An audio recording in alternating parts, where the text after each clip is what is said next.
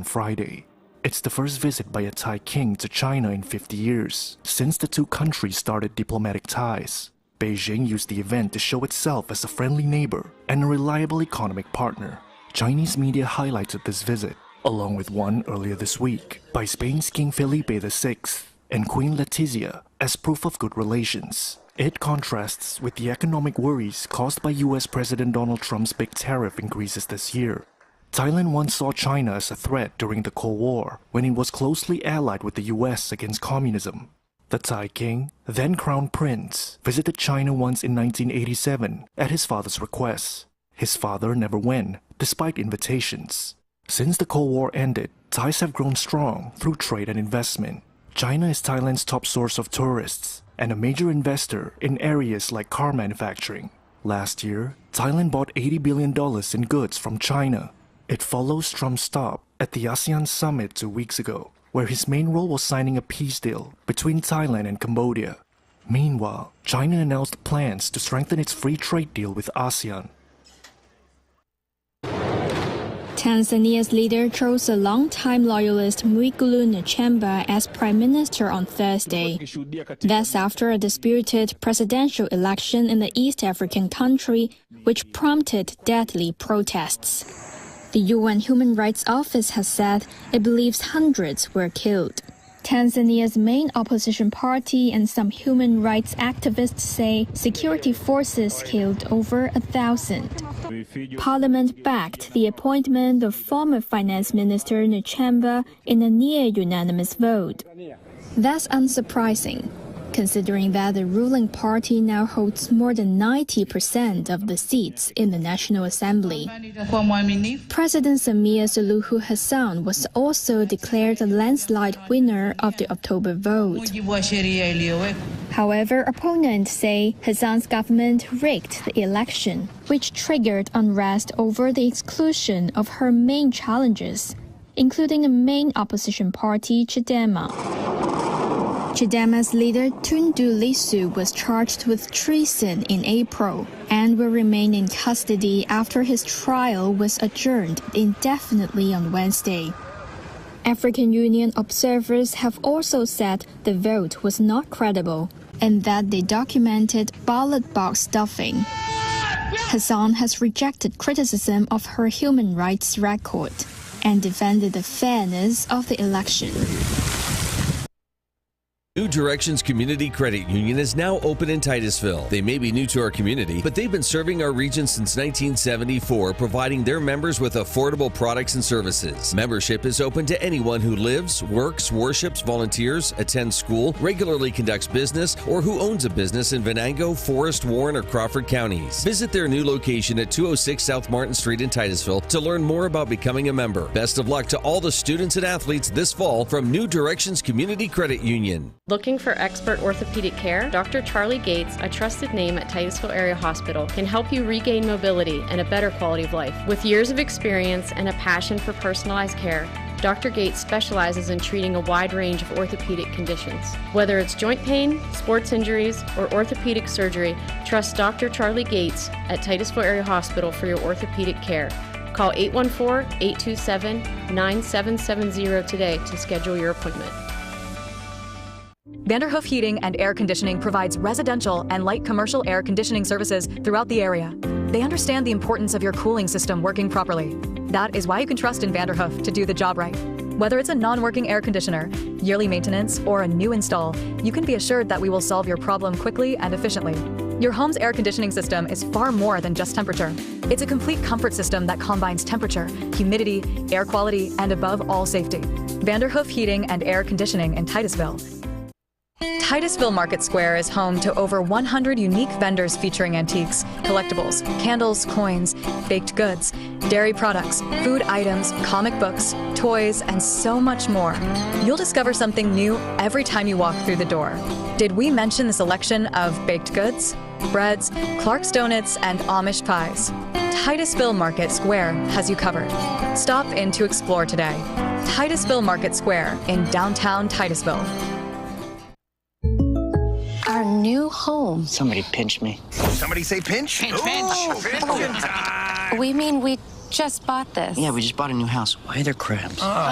Don't call for pinches. Call for protection. Hit it. Like a good neighbor, State Farm is there. Your State Farm agent is ready to help you choose the right coverage for your new house and your car. All right, which way to the sea? We're in Ohio. So is that close or? No. You got a pool? No. Like a good neighbor, State Farm is there. I'm Ronnie Long.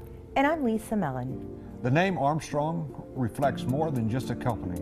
It's a promise. While others focus on the short term, we're building for a future that's limitless. From the dawn of cable television to the rise of the digital age, we've delivered cutting-edge technology like our advanced fiber network that redefines what's possible. Guided by our core values, we have proudly served and strengthened communities like yours for generations. Fat Chad's is Titusville's premier dining destination. Come hungry and enjoy these menu favorites: T-bone steak, homemade meatloaf dinner, or soft shell crab tacos. Dive into fresh pasta entrees like shrimp and scallop pasta or our signature Asiago chicken. And don't miss our famous burgers and fish sandwiches, all served with fresh cut fries.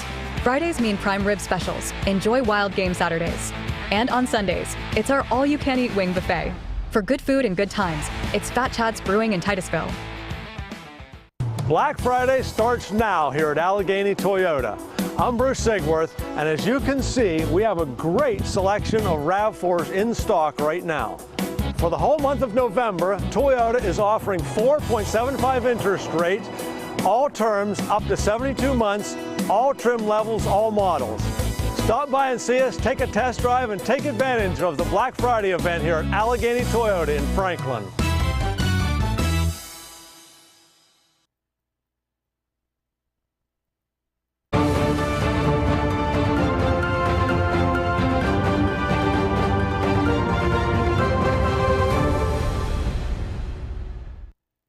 Wall Street ended sharply lower Thursday, with the Dow and S&P 500 falling about 1 2/3% each, and the Nasdaq dropping about 2.25%. Nvidia and other AI heavyweights suffered steep losses as investors scaled back expectations for interest rate cuts from the Federal Reserve due to inflation worries and divisions among central bankers about the U.S. economy's health. A growing number of Fed policymakers in recent days have signaled hesitation about further rate reductions, citing worries about inflation and signs of relative stability in the labor market after 2 cuts this year. Sean O'Hara, president of Pacer ETFs, says he views the market decline as a temporary setback. We're getting close to the end of the year. Perhaps we're seeing a little bit of profit taking take place. So I'm not overly concerned. I think the overall fundamentals are still solid. I think earnings growth is good. I think we'll get another Fed cut. And as we go into next year, we'll probably get more.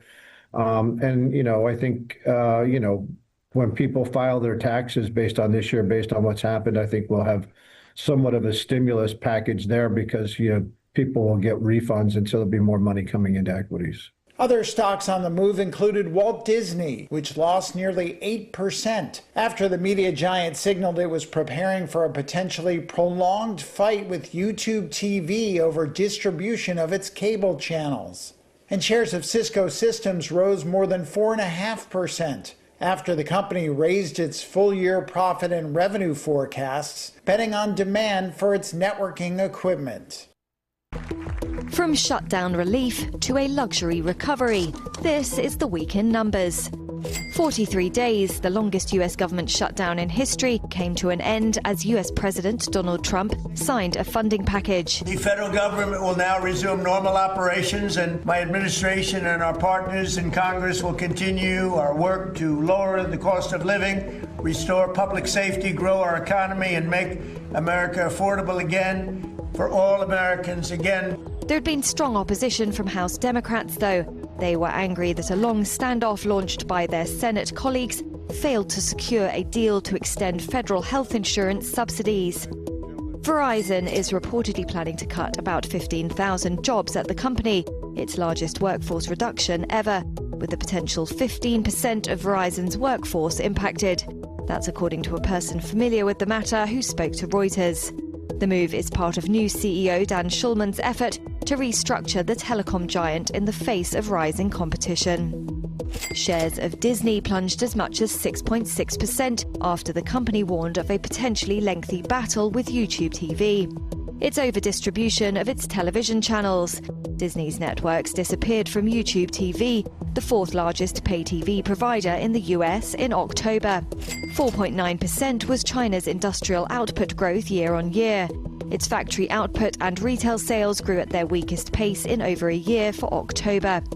The country's National Bureau of Statistics data showed growth at the weakest annual pace since August 2024. $25.5 million was Burberry's operating profit for the 6 months ending late September.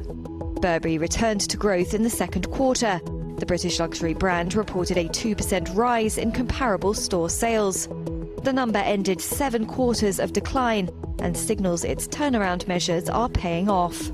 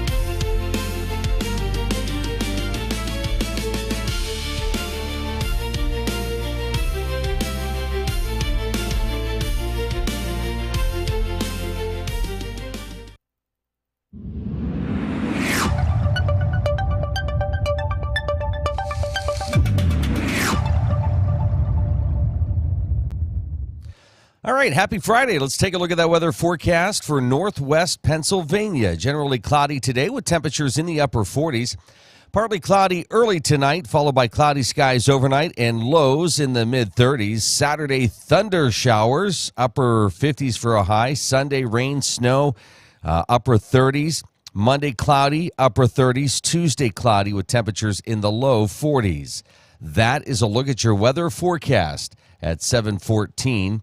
This is the Morning Drill. You're watching it on Stream TV and on the Armstrong Neighborhood Channel.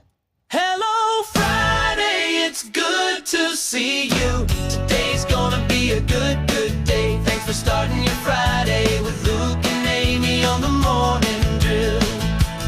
Hello, Friday, it's good to see you. Today's gonna be a good day. Thanks for starting your Well, not really sure how we got here, but we're here. It's Friday. Not complaining. Happy Friday, everybody. Later this morning, Christian Maher from the Crawford Heritage Community Foundation will be with us, and Mr. Sports Bruce Peterson will be joining us here on this Friday. Good way to wrap up the week and get you set for the weekend. Hopefully it's a good one. Yeah, Friday. What's on your mind? Anything? I know it is. Question. I understand that. And that's just not right at this moment. That's all the time. Mm-hmm. Yeah. What are you thinking about? Yeah. Don't ask that question. I know better, too. Every time I accidentally blurt that out to you. Yeah, what are you working on? What's going on? What are you thinking about? It's like SpongeBob. 10 hours later. That's nice. Super nice. Super nice. I think so. I think it's very nice. I was looking here. I thought I had... maybe not. I thought I had these screenshots of some stories I wanted to talk about today, but I don't think I saved them. I had some interesting ones. You got on my case yesterday about one that I sent you. It wasn't supposed to be... Oh, okay, maybe this is what I did. What are you doing? No, well, here's the story. Okay. Spouses can infect each other with mental health disorders, according to a study. You sent that to me. I did, in the middle with of the no day context whatsoever. None at all. So I said, what have I inflicted upon you? Please tell me. Yeah, we won't go into that. But no, I was not sending that to you as, hey, this is something about us. I was just like trying to bookmark it, I think, like, here, we can talk about this. But we don't have to. Again, you don't know these things. But again, according to this study, spouses can infect each other with mental health disorder. I don't know. So what would that be? Like I come home and I'm like, oh, I'm so depressed. I have, this happened today and this happened and this happened. And you may have had a great day. Are you going, well, sorry, honey, I had a great day today. It was wonderful. Don't talk to me. You're going to suck the life right out of it. Or is that what happens? Is that how that works? Where it's like, oh, yeah, that doesn't sound funny. Well, now that you think about it, yeah, I guess my day was filled with this, and then. I mean, I think that if you're, if you are a spouse, in every sense of the word, you're probably the sounding board for a lot of things, for the good and for the bad. And even if it's not your fault, you absorb a lot of the stress for your partner. So, I mean, I can see it, but it's also like there has to be some sort of a balance. Okay. Okay. The other story I sent you and got no response. Again, this was not I sent this to you to kind of bookmark it for us to talk about. Men who break traffic rules make the best husbands, psychologists say.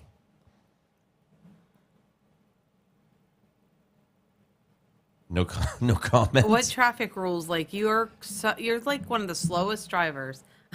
No. How do you say that? Compared to me, I'll say that. Okay. The kids are like, oh, we're late. Who's driving? Dad. We're never going to get there. No, that's not true. I balance safety and. Okay, so go ahead. Talk about breaking rules. How about red lights? I push the boundary sometimes on the yellow to red. You do. Where I hit that point of no return, and it's all go. I'm in it, and we're going. Right? Yep. And I just wait for the lights to flash. Oh, it's not that bad. We're close to that, right? So men who break traffic rules make the best husbands, psychologists say. I'm just sharing that with you as maybe next time before you yell at me like... like one of the rules you break that drives me nuts is going the wrong way in like a parking lot. Like, it's a nightmare to me. What? See? No. That doesn't make you the best husband. That makes it's a calculated thing, though. That contributes to the mental illness thing. You are. All right. It's only when I'm leaving a parking lot usually that I cut across. What are you talking about? Go ahead. What are you talking about? I'm saying if the arrow says you're supposed to go up this way, you're like, meh, you go down. I think those are just suggestions. To avoid is how I view collisions and to avoid Amy using bad words. Well, this is the problem I have, like where people just don't think anymore. Like people who are walking on the sidewalks and they get to an intersection and they're looking at the light and it's flashing, not to walk across. But there's no cars. But there's no cars coming. Yeah. Like they're programmed to like sit there and stare at that light till it's white, and then you can cross. Like if there's no cars coming, cross. It's not illegal for you to cross the street. No. But do you see that? I do. I see it all the time. No, I do see that. It's like, I'm going. And then I'm like, excuse me. Yeah. And I go around them. What are you doing? This problem I have with the self-driving vehicles. Was it earlier this week we had that story where parents are teaching their kids to drive stick because it keeps them occupied and not on their phone and not on their phones? Yeah. Yeah. I don't know how to safely drive a stick. Safely. I haven't driven one in a long time. No, it was so much fun when you did last time. It was so hilarious. I don't know if it was the last time. But anyhow, yeah, there's that story. So parents are saying, well, you know what? To keep the kids focused on driving, make them drive a manual transmission, get out the old family vehicle. It's still a manual, and teach them how to shift. Your parents have too. Mm-hmm. So you can teach our youngest. Well, like I said, you. Yeah, you just told me you just criticized my driving because I cut through. That has nothing to do with driving. I don't. It's just, you know. Okay, maybe like once in a great while. Look No. You make it sound like I go down the wrong all lane. the time purposely. I know. I don't do I know, that. but I'm saying you do it, period, at all, and I don't. I exit a lot of times that way. I'll cut through. Mm-hmm. There's only really one place I can think of that I've really done that, and I think I do it, and I turn up and park into the right lane, the right area, but I want to be facing out. I don't know. Anyhow, does that make me potential for best husband? No. I don't okay. What were we talking about? Sorry. Just kidding. Let's go back to what's on your mind today. Nope. I can tell you what's on your mind today. What's on my mind? Christmas. Oh, yeah. Well, yeah. Boy, I'll tell you what. There is a lot of Christmas being put up right now. Mm-hmm. I'm seeing, I don't know if it's, I don't want to be one of those people that are like, oh, this is I'm going to say a stat that isn't true. But it feels like, for me, I've noticed more houses decorated where the lights are now on, not waiting till Thanksgiving. Like they've been on for like a week or two, like since Halloween. Yeah. More stores playing Christmas music or switching over to Christmas music. Yeah. And now with that comes all the complaints from employees that, it's too early or it's this or it's that. But again, I go back to, we had Angela Morton on from Recovery Is. I think for those who might be dealing with the stress of the holiday season, turning the clocks back an hour and all of that stuff, I think all of this is just like people just are looking for a little bit of light in that darkness. Yeah. Even if, and I don't mean that like in a negative way, like somebody's home and all depressed and, I don't know what to do. There may be some of that. And if you're struggling, please reach out and call somebody, talk to somebody. Mm-hmm. But if you're just like, it's, I listen, I get it. We're going to be decorating this weekend. We are. I'm excited about it. I am too. I'm excited to walk into a store and hear some Christmas music. I feel like I need one more day. Yeah. Maybe 3.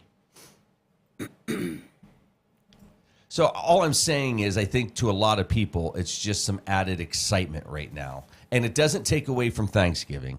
No, not at all. I don't understand that argument. Thanksgiving is still Thanksgiving. Yeah. And people are still talking about it while they're listening to Frosty the Snowman.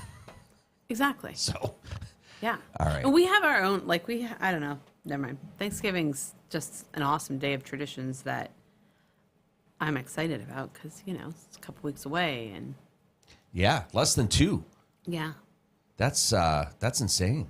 You were looking at turkeys last night. I was. Getting ready. Mm-hmm. I keep looking down because our dog's here. Trying to figure out. Is it take your dog to work day? Today is, yeah. Okay. And then take him to the vet. Oh, okay. Yeah. He's going to the spa. He's going to the spa. Get his nails. Yeah. Our dog is different. No. He has a lot of anxiety over his nails being cut. So we've tried groomers, multiple different groomers, and his anxiety is just too bad. So we have an awesome vet who also deals with horses and farm animals. So she's used to big, beastly dogs and can handle cutting his nails. Hey, speaking of Frosty, what do you call a snowman with a six-pack? What? An abdominal snowman. Let's get to birthdays and what we're celebrating here today. Are we ready? I think you kind of set me up for this kind of day. I think we're going to be at each other all day today. Well, you're lucky because I'm not going to round you today. All right. Today's the 14th day of November. Who's celebrating a birthday? It's actor Patrick Warburton. He's 61 today. Yes, Putty from Seinfeld. And oh, yeah. It does not look like him. It actually looks like John Cleese in this picture that I have. Oh. It's yeah. funny. And then if you're a Disney fan, you know him as the host of Soarin'. Yeah. It seems like those are the two that he's really... Yeah. If you look up Patrick Warburton, he was Putty, Elaine's boyfriend in Seinfeld. He was only in a handful of episodes, but it feels like he was there for... Always. Yeah. Actor Josh Duhamel is 53. Actress Olga Kurilenko is 46. And actress and comedian Vanessa Bayer is 44. All right. She's from Saturday Night Live, right? Yes. All right. Happy birthday to those folks. I like Josh Duhamel. Yeah. He looks a lot like Timothy Oliphant. So those two always, their fans get them confused. Yeah, well, somebody's parents got them confused. Somebody's parents did, and the one switched out with the other for a Christmas picture with his kids and family. Oh, yeah. And the parents didn't know. Oh. It was really funny. My gosh. All right. Happy birthday. Today's your birthday from all of us here at the Morning Drill. Let's turn our attention to what it is we're celebrating here today and the weekend. It's Canterbury Anniversary Day, Children's Day, Christ Church Show Day, International Girls Day, Loosen Up, Lighten Up Day, National American Teddy Bear Day, National Donor Sabbath, National DTC Direct to Consumer Friday, National Family PJ Day, National Pickle Day, National Seatbelt Day, can't even talk, National Spicy Guacamole Day. Seatbelts are those things that you have to wear when Amy drives.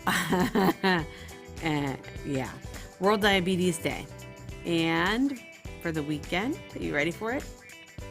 What are you doing? On Saturday, it's America Recycles Day, Day of the Imprisoned Writer, I Love to Write Day, National Ample Time Day, National Bunt Day, National Camp T-Shirt Day, National Clean Out Your Refrigerator Day, National Drummer Day, National Family Civility Day, National Philanthropy Day, National Raisin Bran Cereal Day, National Recycling Day, National Spicy Hermit Cookie Day, Pack Your Mom's Lunch Day. Yeah. And Republic Proclamation Day. Okay. It also would have been, oh wait, no, I lied. It is. It's Steve Irwin Day, which I don't know if that's because it's his birthday, but you know. Okay. We also have tomorrow, it's Ed Asner's birthday. And Randy Savage's birthday. All right. And on Sunday, we celebrate Have a Party with Your Bear Day, International Day for Tolerance, National Button Day, National Black Marketers Day, National Charles Day, National Clarinet Day, National Fast Food Day, World Day of Remembrance for Road Traffic Victims, GERD Awareness Week. All right. We'll have to stop there for a moment. News is next. Well, those pancakes look good, don't they? Oh. Sure.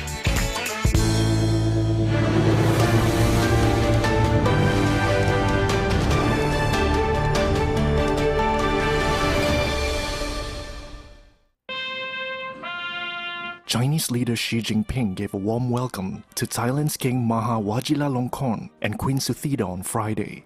It's the first visit by a Thai king to China in 50 years, since the two countries started diplomatic ties. Beijing used the event to show itself as a friendly neighbor and a reliable economic partner. Chinese media highlighted this visit, along with one earlier this week by Spain's King Felipe VI and Queen Letizia, as proof of good relations. It contrasts with the economic worries caused by US President Donald Trump's big tariff increases this year. Thailand once saw China as a threat during the Cold War, when it was closely allied with the US against communism. The Thai king, then crown prince, visited China once in 1987 at his father's request. His father never went, despite invitations. Since the Cold War ended, ties have grown strong through trade and investment. China is Thailand's top source of tourists and a major investor in areas like car manufacturing. Last year, Thailand bought $80 billion in goods from China. It follows Trump's stop at the ASEAN summit 2 weeks ago, where his main role was signing a peace deal between Thailand and Cambodia.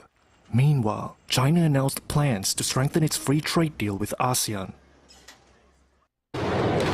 Tanzania's leader chose a longtime loyalist Mwigulu Nchemba as prime minister on Thursday. That's after a disputed presidential election in the East African country, which prompted deadly protests. The UN Human Rights Office has said it believes hundreds were killed. Tanzania's main opposition party and some human rights activists say security forces killed over 1,000. Parliament backed the appointment of former Finance Minister Nchemba in a near-unanimous vote. That's unsurprising, considering that the ruling party now holds more than 90% of the seats in the National Assembly. President Samia Suluhu Hassan was also declared a landslide winner of the October vote. However, opponents say Hassan's government rigged the election, which triggered unrest over the exclusion of her main challengers, including a main opposition party, Chadema.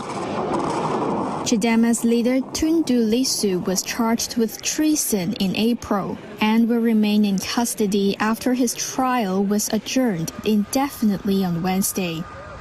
African Union observers have also said the vote was not credible and that they documented ballot box stuffing. Hassan has rejected criticism of her human rights record and defended the fairness of the election.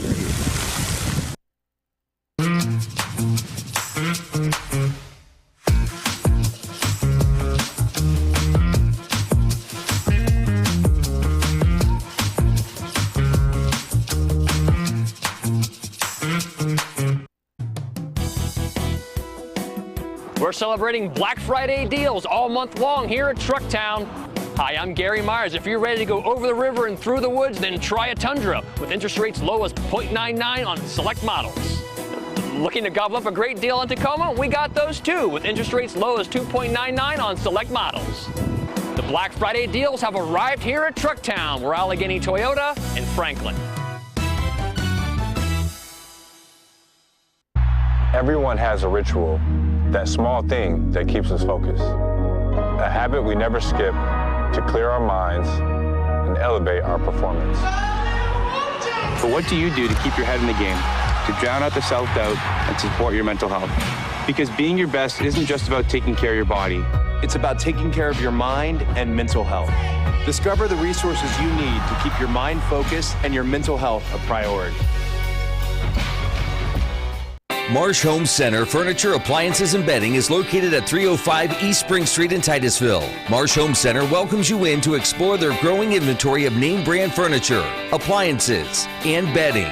Need something not currently in stock? No problem. Order from Marsh's online catalog and have it delivered right to your door. Visit Marsh's to see their entire showroom.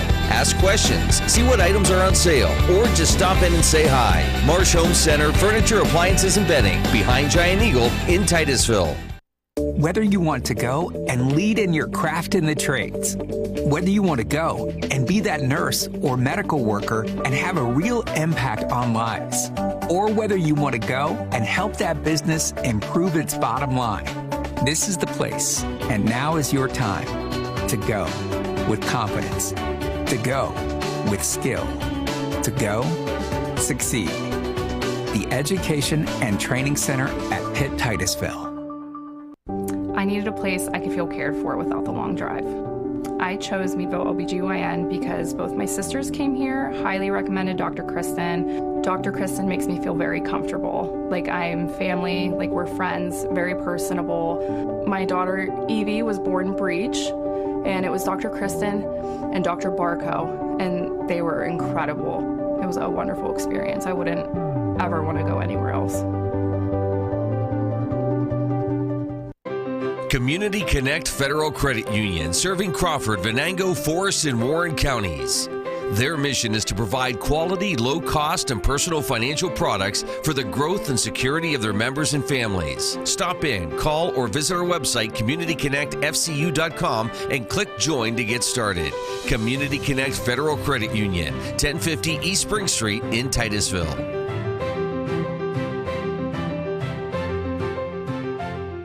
Vehicle shopping? Make sure you check out Titusville Ford first. Shop our amazing selection of new and pre-owned cars, trucks, and SUVs in stock. Visit us on Route 8 in Titusville and see why our customer service is a cut above the rest. Titusville Ford, your hometown dealer. We're giving thanks all month long at Community Chevrolet. And what says thank you like over 10 grand off in all new Chevy? We serve the best community in all of Northwestern PA, so we're saying thanks while you're making bank.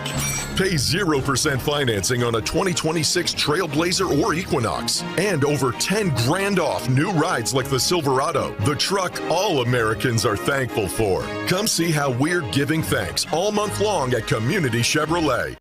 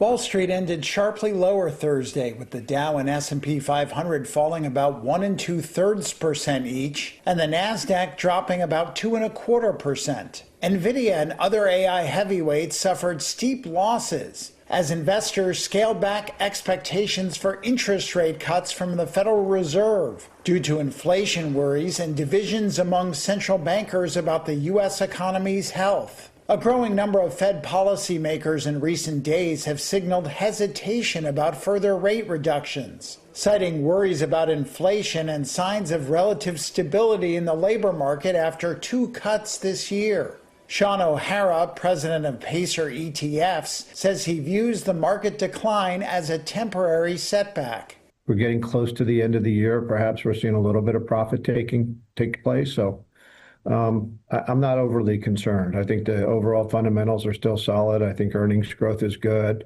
I think we'll get another Fed cut. And as we go into next year, we'll probably get more. I think, when people file their taxes based on this year, based on what's happened, I think we'll have somewhat of a stimulus package there because, people will get refunds and so there'll be more money coming into equities. Other stocks on the move included Walt Disney, which lost nearly 8% after the media giant signaled it was preparing for a potentially prolonged fight with YouTube TV over distribution of its cable channels. And shares of Cisco Systems rose more than 4.5%. after the company raised its full-year profit and revenue forecasts, betting on demand for its networking equipment. The shutdown's over, but is the market still flying blind? The longest US government shutdown in history has finally ended, and markets are looking ahead to what's next. Rate cut hopes are back in focus, but with key economic releases unlikely to be released, investors will have to rely on private data to bridge the gap. So what are they telling us? Tim Graff is Managing Director and Head of Macro Strategy for EMEA at State Street Markets. So Tim, let's start with the labour markets. ADP data showed companies cutting more than 11,000 jobs per week.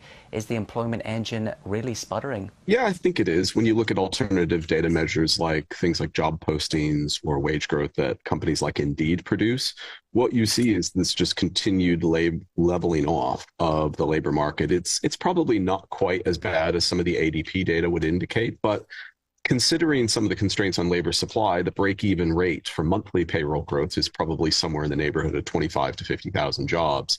So the modest contraction we've seen from ADP data is not a million miles from that. And Indeed postings and wage growth, as I mentioned before, are also commensurate with a labor market that really is kind of at a standstill right now. Well, President Trump says inflation is at a perfect number, around 2%.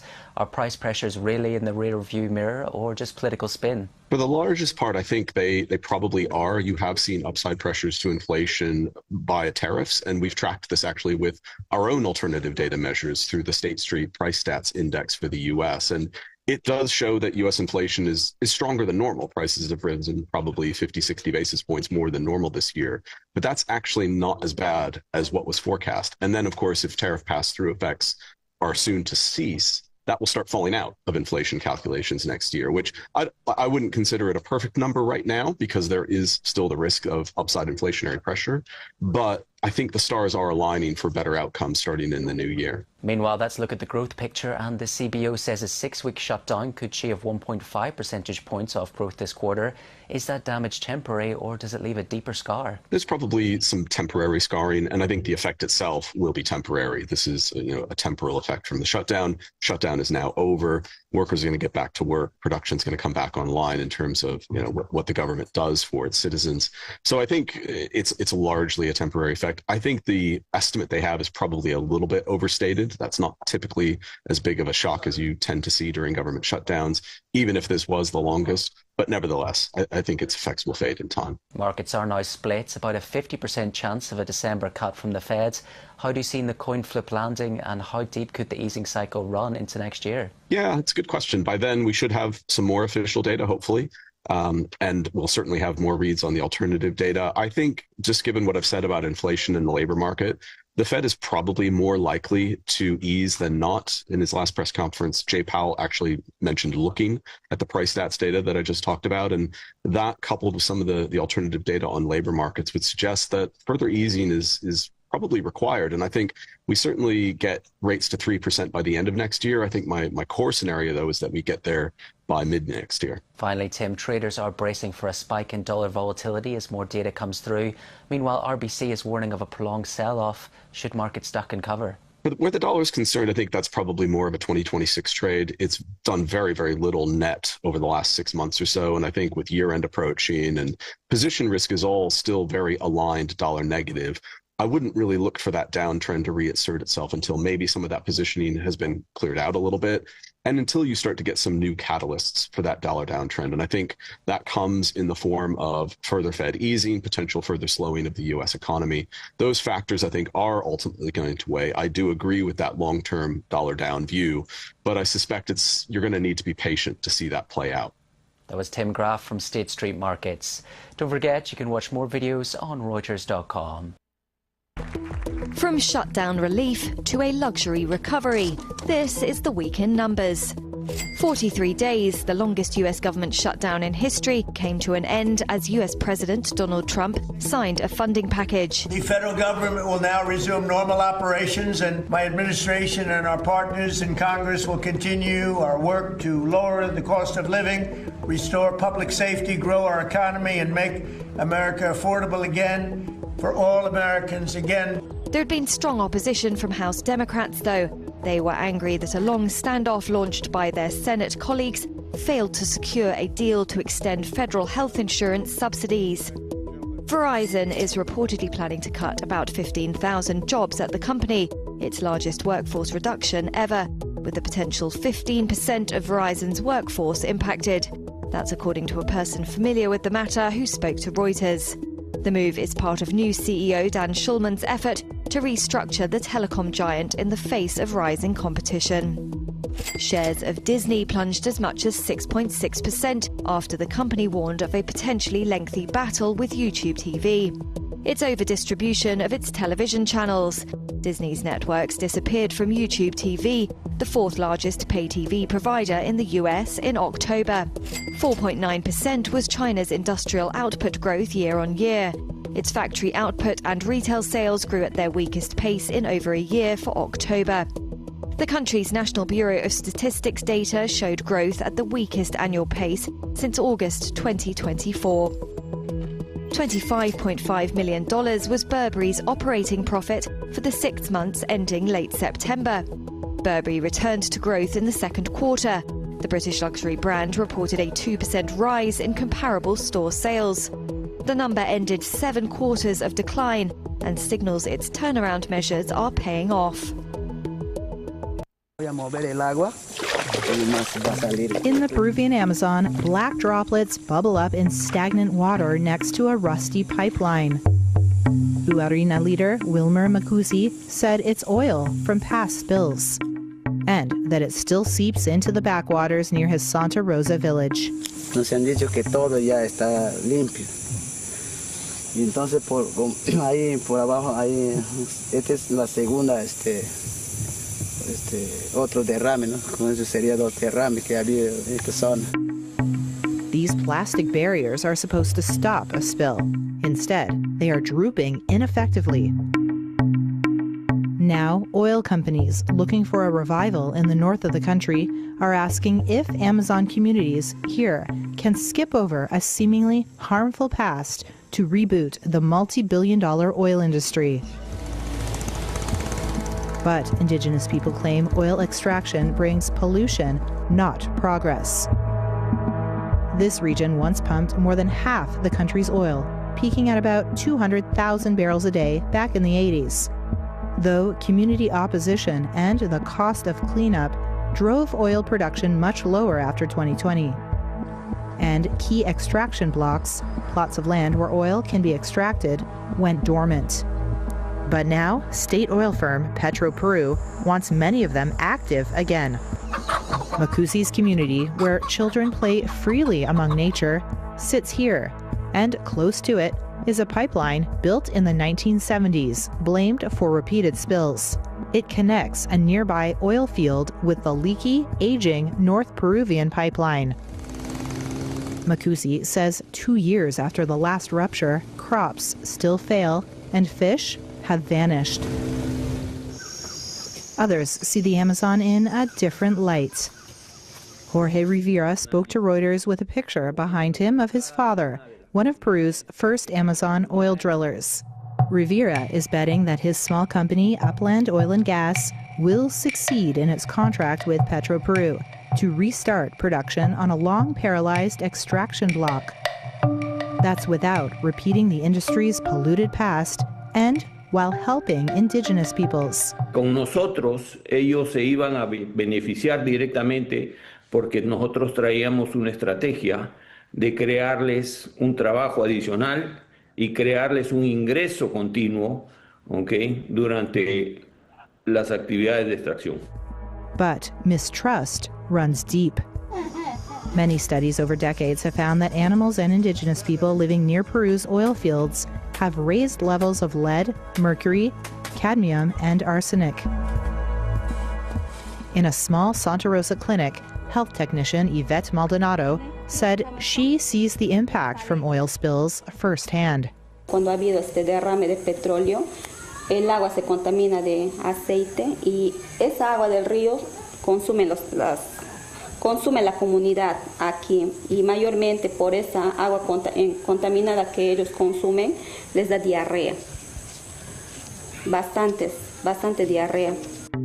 Petroperu insists the pipeline is reliable and says oil spill damage is temporary and reversible. It blames many recent spills on deliberate attacks, which have become a source of illicit income in poor river towns. And Rivera's company Upland is continuing to drill while offering indigenous residents jobs, training rapid response spill teams, and setting up a community-run fund from oil sales. But as of last month, community leaders say they have yet to see that money.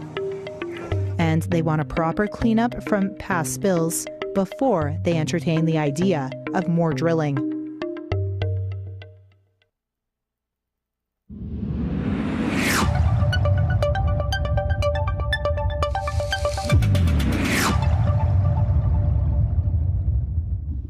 All right, let's take a look at that weather forecast for northwest Pennsylvania. On this Friday, we are looking at generally cloudy skies and temperatures in the upper 40s. Partly cloudy early tonight, followed by cloudy skies overnight and lows in the mid-30s. Saturday, thunder showers, upper 50s for a high. Sunday, rain, snow with a high in the upper 30s. Monday, cloudy, upper 30s. Tuesday, cloudy with temperatures in the low 40s. That is a look at your weather forecast at 7:52. This is the Morning Drill. You're watching it on Stream TV and on the Armstrong Neighborhood Channel. Happy Friday. Glad you're with us here on this 14th day of November. And just like that, it's the middle part of the month already. Hard to believe. Dun, dun, dun. I was talking to some folks last night, and they were saying, not that 2025 was horrible, but let's just end the year now and move on to 26. And hopefully it's maybe not quite a weird year, but Yeah. I don't know. I don't know if you've heard any talk like that, or if Every people are year you hear kind of talk like sad that, it's know. going so fast. I don't know. I think every year is different for everybody a little bit, but sometimes, you want to rush it, and sometimes, you have the best year ever. So. Okay. I was looking, this is a story we'll have with Bruce next hour before wrapping things up here this morning. Two Big Ten schools are looking to maybe depart the conference. Huh. Yeah, you hear everybody's like going to these conferences. Now you're talking maybe two schools looking to get out of it. It all has to do with the potential for an outside organization investing some money, a little bit of money, a few $1 billion over the next 20 years. And the Big Ten hasn't done it yet, but there's two schools that are saying if you do that, we may walk away. I don't know, but we'll get Bruce's take on that next hour. Christian Maher from the Crawford Heritage Community Foundation will also be with us. Good time to be thinking about year-end giving and figuring out maybe some opportunities to help give back to your community. So Yeah. Crawford Heritage Community Foundation is a great start. You can have a conversation with Christian. He'll sit down with you over a cup of coffee, lunch, dinner, whatever, and you can talk about those plans and what you're thinking. And even if you don't know and you just are looking for information, that's why he's here. So we'll get his thoughts on all of that as we approach the end of the year. So we're almost to the point where, well, we've got Christian one more time before the end of the year. We'll be asking him about looking back at the year, what stood out, what he's looking forward to in the new year. So It's crazy. I was thinking about it the other day. We're close to our Arlo Guthrie's. Less than 2 weeks. I'm so excited. Like the one time of year, but we hear it over and over, which is great. Not complaining. I love it. But yeah. I do want to say hi to my dad. Hi, Dad. Okay. There you go. Alice's Restaurant. Listen, it's queued up and ready to roll. So all those fun things. We'll be sharing Thanksgiving tips and all that stuff a little bit next week, but the week after as we are leading into Thanksgiving. So yeah, it's the 99th annual Macy's Thanksgiving Day Parade coming up. Cow, Yeah, that's huge. Yeah. I don't know if there's ever been one time in my life where I thought, boy, it would be fun to be there to watch it in person. Mm. It looks really good on the TV. Yeah, well, I know people who do and who have, and it's exciting. Although I spent 15 years covering Groundhog Day. Yeah, so, and again, I always say that's one of those things where you do it one time and you're good. Yeah. I just, we would have fun doing it, and I would rotate people every year, so it was kind of a new experience. But, always fun. But I'm sure it's one of those things where it's like, okay, yeah, that'd be a bucket list thing. Go watch the Macy's Thanksgiving Day Parade. Mm-hmm. There's something special about walking around New York City and seeing the window displays this time of year. Although we were talking about this the other night, and I saw this, I don't know if it was last year they started this or a couple years ago, where at Macy's you have to have a reservation to see Santa. Like, I don't know if they just get so many people that show up that's what it's been reduced to, where you have to have a reservation. I know, it's crazy. I saw, and I sent it to you, like they have these little chalets next to the ice rink now that are decorated for Christmas. At Rockefeller Center? Yeah. That you can rent to watch the skaters. Really? Yeah. Are they like heated? It looks like they are. Okay. So. Well, for some reason, our kids don't enjoy that city. I know, it's weird to me. Because, it's not like one of us enjoys it. We both like going there. Yeah. So you think like they would be more excited to, but they're not. They're just like, okay. Whatever. What's next? Mm-hmm. Maybe if we were to take them during the holiday season, maybe it'd be a little different. Probably not. It'd be colder. Did wine all day. It's okay. Well, again, if you're making any plans and you're like, oh, we want to take the kids or grandkids to Macy's and sit on Santa's lap, might want to look into that. You probably need to plan accordingly. You should look to see if everything's like full or if there's openings, just to see the research sake here. All right, Amy's going to work on that. Great local programming will be continuing on the Armstrong Neighborhood Channel. Our third hour will continue on our website and social media platforms. Any of the local football teams playing tonight or this weekend, all the best to you. Deep dive here. New York City. Is it just New York that you have to schedule that, or I can't imagine other Macy's locations. Oh, by the way, there's a lot of local establishments offering. Reservations are not open until 11/23. Really? Mm-hmm. Oh, so you can't even do it now? Nope. Okay. Coming soon. I see a lot of our local establishments are doing Christmas-related things. Santa's coming, or Christmas breakfast, which is really breakfast cool. with the Grinch. I saw that too. Yeah, so pretty so you're cool stuff. You're going to be starring in that. The Grinch. I'm kidding. You're not the Grinch. Just me. Wow. All right. Good, game on. Is it my driving? Is that what it is? It's the traffic That's light all. thing? It's the only problem I have. With Luke and Amy on the morning drill. Hey, journey. Hey, it fan made me. Hey, to the stones you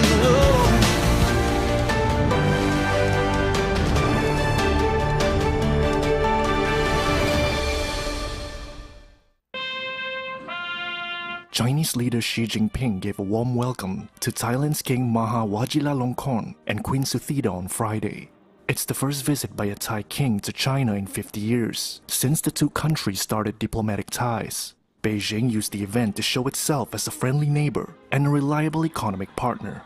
Chinese media highlighted this visit, along with one earlier this week by Spain's King Felipe VI and Queen Letizia, as proof of good relations. It contrasts with the economic worries caused by US President Donald Trump's big tariff increases this year.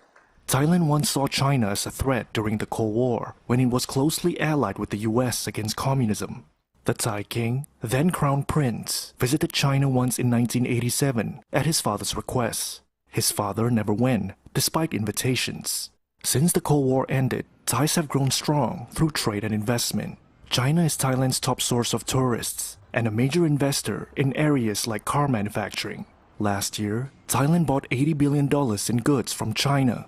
It follows Trump's stop at the ASEAN summit 2 weeks ago, where his main role was signing a peace deal between Thailand and Cambodia. Meanwhile, China announced plans to strengthen its free trade deal with ASEAN.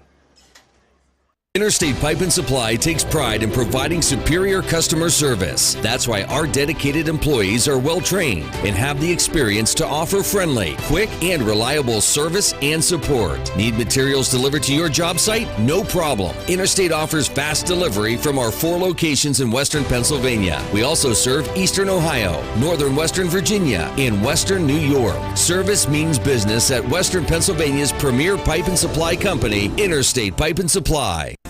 Anyone with a kind and generous heart and a little money can be a philanthropist. You too can be a force for good in our community, and the Crawford Heritage Community Foundation is here to help you make the most of your charitable giving. We've partnered with hundreds of people like you to make our world and our community a better place. You can give through us to support scholarships or any charitable organization or purpose. Whether you're interested in establishing a permanent endowment or adding to an existing fund, we want to be a part of your plan. Contact us when you're ready to make your mark. Together, we can make your contribution go further.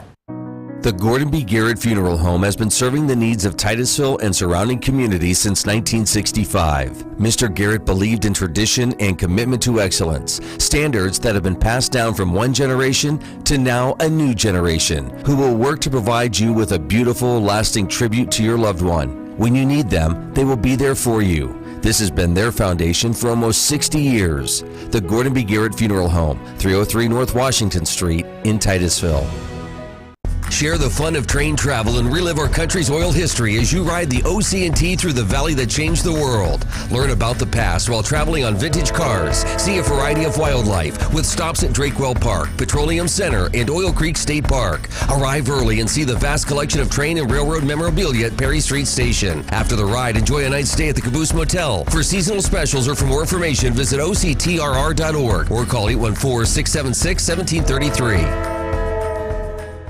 For over 30 years, J. Gill Plumbing and Heating has taken pride in being the premier heating and air conditioning service provider in the area. Our highly skilled and certified technicians will work closely with you to address your heating and air conditioning repair, installation, or maintenance needs. And with the J. Gill Service membership, you can take advantage of additional benefits like filter replacements and priority service scheduling. Plus, members get 10% off future projects. Call today to get a free estimate or ask about financing options. Call J. Gill Plumbing and Heating today or visit them online at jgillplumbingheating.com. Marsh Home Center Furniture, Appliances, and Bedding is located at 305 East Spring Street in Titusville. Marsh Home Center welcomes you in to explore their growing inventory of name brand furniture, appliances, and bedding. Need something not currently in stock? No problem. Order from Marsh's online catalog and have it delivered right to your door. Visit Marsh's to see their entire showroom. Ask questions, see what items are on sale, or just stop in and say hi. Marsh Home Center Furniture, Appliances, and Bedding, behind Giant Eagle in Titusville. 211 is a simple telephone number to remember when you don't know where to go for help. Dial 211 when needing to find health and human services for everyday needs and in crisis situations. It's free and confidential, and you'll have access to thousands of programs and services for emergency and non-emergency situations. Visit pa211nw.org to learn more, and remember, help is available by calling 211. Are you tired of juggling multiple pill bottles? Titusville Express Pharmacy has your solution, now offering compliance packaging. Your medication sorted and sealed by dose, making it easier than ever to stay on track. In a hurry? Take advantage of our convenient drive-through service.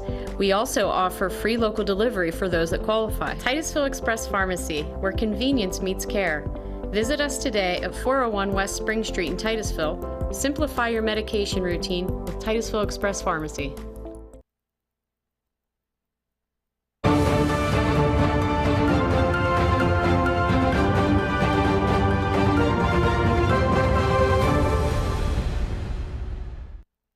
Wall Street ended sharply lower Thursday, with the Dow and S&P 500 falling about 1 2/3% each, and the Nasdaq dropping about 2.25%. Nvidia and other AI heavyweights suffered steep losses as investors scaled back expectations for interest rate cuts from the Federal Reserve due to inflation worries and divisions among central bankers about the U.S. economy's health. A growing number of Fed policymakers in recent days have signaled hesitation about further rate reductions, citing worries about inflation and signs of relative stability in the labor market after 2 cuts this year. Sean O'Hara, president of Pacer ETFs, says he views the market decline as a temporary setback. We're getting close to the end of the year. Perhaps we're seeing a little bit of profit take place. So I'm not overly concerned. I think the overall fundamentals are still solid. I think earnings growth is good.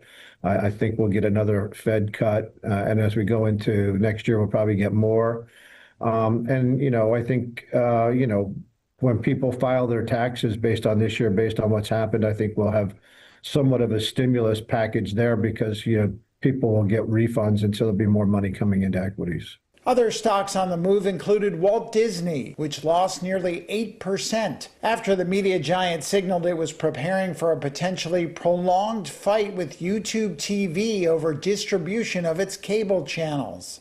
And shares of Cisco Systems rose more than 4.5% after the company raised its full-year profit and revenue forecasts, betting on demand for its networking equipment.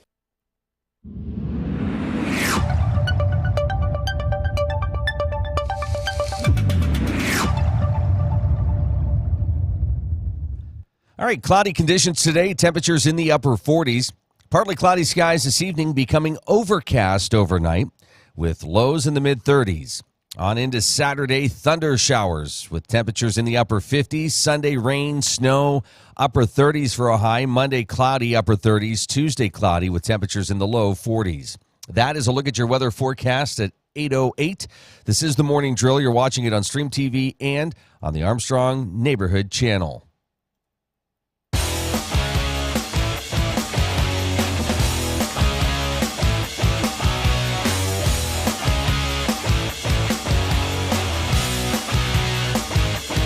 Joining us this morning is the Executive Director of the Crawford Heritage Community Foundation. It's Mr. Christian Maher.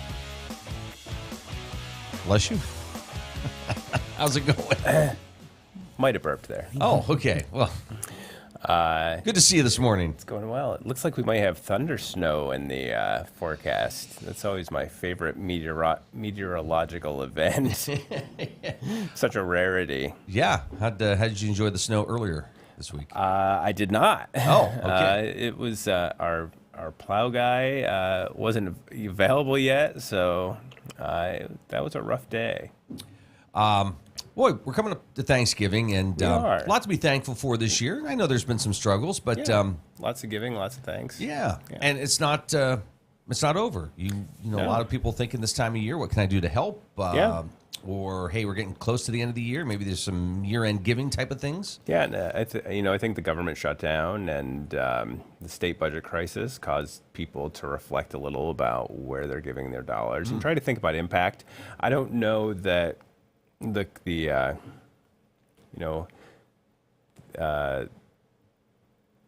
what they ended up doing was necessarily maybe the most impactful, but I think people were like, people are really going to be affected by the SNAP benefit cuts or something like that.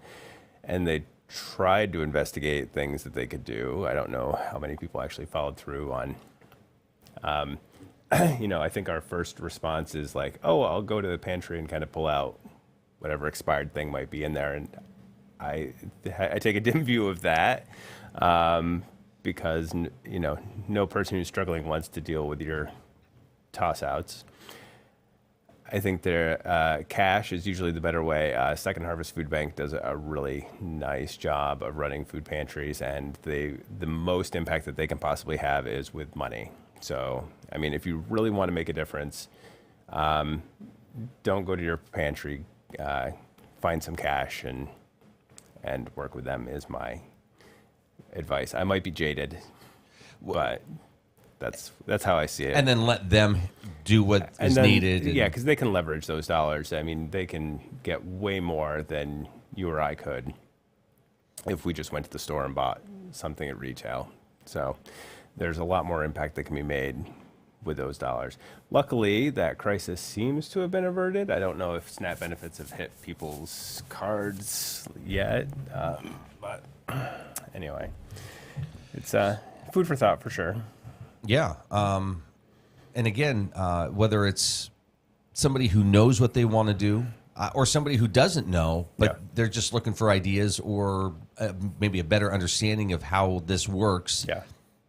Calling and sitting down with you is really a good place to start. Yeah, and I'm maybe today will be my unpopular opinions day, because I do get a lot of folks who the first thing that they think of is, oh, we're going to create a scholarship, and I get that we want to support young people and do things to help them in their careers.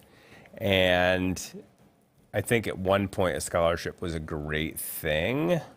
But nowadays I really do kind of try to get people to think about other ways to have impact.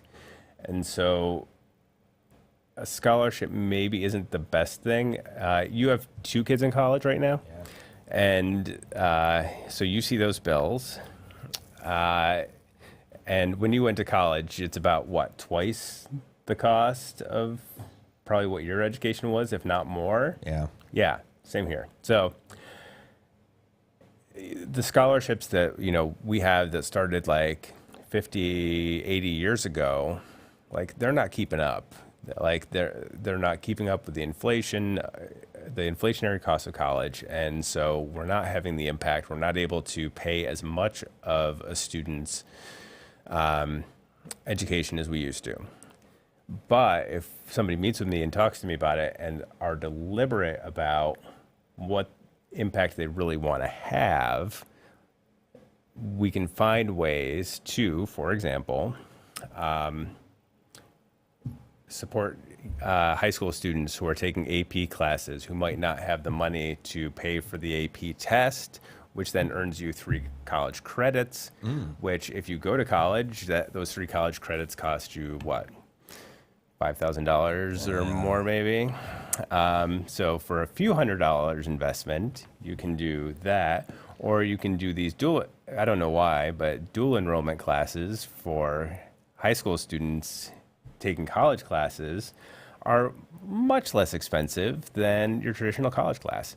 So we can send 10 young people to a dual enrollment class at Edinburgh or at Allegheny, and the cost would be a portion of what it would be to send them to college. So there are other ways that we can achieve kind of the same results in a different way. So I kind of challenge people to be like a little more deliberate about those things and think about, okay, well, where do I really want to have my impact? Where can we, what can we do that's maybe working a little smarter? Well, it's crazy. We used to talk too, about, you get a scholarship and that might buy you a book, Yeah, really. But which is nice. It is. But there's still a lot of debt that comes along with that. And the other part of that, though, is now, at least with the kids and what they're doing, there seems to be less, hey, you have to buy this book, download the book. Yeah. So it's changing a little bit. I'm not saying that's the case everywhere, because professors want to sell their books. Yeah. But the digital aspect is coming into play, and I think there's things you can do out there. Yeah. I'm not saying cheat the system, but kids are smart and resourceful, and for sure. So there's research. But anyways, things like that are changing, and we haven't even talked about AI getting involved with stuff today. It's incredible. But again, if you have these questions, give us a holler. Yeah. And I'm having a conversation this morning that actually I think we are going to talk about a scholarship, but in this case, I think we're going to talk a little bit more about nursing, which is a little more accessible and a little because we have now Meadville Medical Center has taken over the Sharon School of Nursing. We have a much more reasonably priced way to become a nurse, and we have a huge nursing shortage. So there's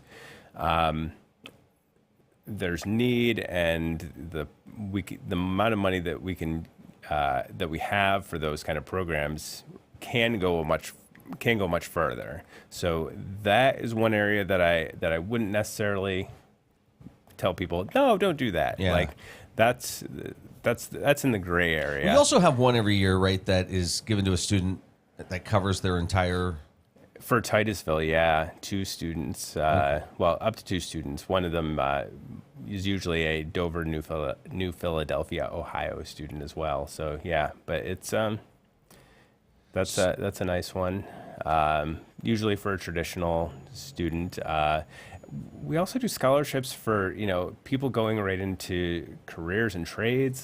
So we buy tools for some of the people who are going into trades. Through our partnership with the National Tooling and Machining Association. And the other, not just nursing, but now there's the dental hygiene program that Titusville is putting on. I didn't know this because this hasn't hit my dentist yet, but there's folks out there whose 6-month cleaning is now 9 or 12 months later. Yes. And now they're rebranding. They're like, oh, well, the 6-month is just a recommendation. And I'm just like, okay. Until it's not. And I'm like that. So, I mean, I really like my teeth, and I want them to stay in my head. So that kind of thing makes me nervous. And it's all because we have a lack of dental hygienists. Because there's no one to train them until now. We've got this great program that's coming in from Pitt, thank God. And so hopefully we can all get back to having 6-month cleanings. And if you didn't know, we are a dentally underserved region already as far as the number of dentists we have. So the more skilled dental professionals we have, the better. This is terrible, but we do make jokes about Crawford County and people having their summer teeth in. So we don't want to see that. We want to see bright, beautiful smiles. Okay. So again, maybe that's something that's near and dear to your heart. And right. You want to send kids through those programs. Right. So like there's all sorts of, this is the fun and the downside of this job is like people are like, oh, well, what can I do? I'm like, literally anything that's charitable. Like you like dogs, we can do animal shelters. Like you like kids, we can do daycare programs. It's the there's not much limit except for it has to be a municipality that we can support or a 501c3 charitable nonprofit organization. So that's our limitations. Okay. And really, it's just a phone call to schedule an appointment, to sit down with you and have these conversations. And some things, just so people understand too, some things might come easy where it's like, yeah, we can start that process, we can get going. Yeah. Some of it might be, hey, this is a great idea. Let's really think this through and work it out. And it might take a little bit. Yeah. And we do we do some more sophisticated things for some people. We have charitable remainder trusts and things like that for people who are typically are higher net worth. So I mean, if you've got closer to $250,000 or more that you want to give, there's ways to create an income stream for a person from those dollars. And so there's some intricate kinds of solutions that help pass money on to children and grandchildren in some cases that will also help a person's tax situation. So if somebody has a situation that they're thinking is really complicated too, that's one especially, just to give us a call and we'll figure it out, because we know the attorneys and accountants and bankers who can do all the things. And by the way, it's okay. It's not a selfish thing to be like, hey, I want to help out. Oh, but it also can benefit. Yeah. I mean, the IRS has allowed these things for a reason. Like, there's a way to be charitable and to, pass wealth on to your children and grandchildren for sure. So, especially for a higher net worth individual, that's something worth doing and taking the time to plan out. It's not the kind of thing that when you're 80 you should be like, oh, maybe I should think about this. Like, it's the kind of thing that you should plan earlier in your career. You're watching The Morning Drill on Stream TV and on the Armstrong Neighborhood Channel. Christian Maher with us here this morning from the Crawford Heritage Community Foundation. It looks like Christmas came early for some organizations. Did we do so? Were you awarding some grant? No, so it's Community Foundation Week. Oh, okay. So we are reporting on the grants that we've already given. Nice, okay. Yeah, so Community Foundation Week started on Wednesday. Why it starts in the middle of the week, I do not know. But we're celebrating 7 days of different grants that we've made, and Georgette from our office has gone out and talked to several of our grantees about the impact of the grants that we've made to them. My favorite project we still have not done, and part of that is the snow, but there was that was the Raising Wonder Foundation and our friend Nicole Gillette, who's a new organization, probably one of the newest nonprofits in Crawford County. We've been out here to Titusville twice to talk to the YMCA and Titusville Area Hospital. I was telling Georgette that we need to go out to Venango because we put money towards a project that DCNR also put money towards to build a nearly $1 million playground, pickleball courts, basketball courts, pavilion, kayak launch in Venango Borough, which if you're a pickleball fan, that pickleball court is amazing. Wow. So, and I don't know, do you know any pickleball people? Yes. They are devoted, Yes. to say the least. And I think the wait times to use the Venango court are probably the fastest to get on the court in the county. So, but I figure I was telling Georgia, I'm like, come on, we got to go up and play pickleball. I've never played pickleball. I don't know what I'm doing, but I think the visuals would be good. Bring a camera, right? So that really talking about the impact, in Little Venango Borough, that you have this world-class facility that the entire community can enjoy, that people from the surrounding area can enjoy, I think is a great story. There's so many of those types of stories that you get to encounter, and it's got to be a lot of fun for you to get that phone call or sit down with somebody and say, hey, we're looking to do this. And you're like, really? Yeah. I mean, it seems like every year you're learning something new. Yeah, there's always a kind of a new and fun program. It's like when the county commissioners called a couple years ago and were like, hey, do you have any money to help the scuba team buy a hovercraft? Mm-hmm. And I'm like, a hovercraft? Which I still have not. Also, I have still not been out on the hovercraft. thinking, we were able to leverage money for this hovercraft that immediately was needed. I mean, you've been here long enough that I'm sure you've seen the news when somebody gets stranded on French Creek, stranded in Pymatuning, ice fisherman falls through the ice. Like, this hovercraft has already. That was like all in one season, wasn't it? I think pretty much it usually is. Yeah. Okay. Like every year, I think it was last year, we had 3 fishermen stranded on French Creek up near Sagertown. And that was just before the hovercraft. So I think most of the hovercraft training took place like this summer. But like those kind of things that I'm just like, okay, I never would have thought about that as, something that's important and worthwhile to do. But you look at it and you're like, oh, right. Like, we have people who are,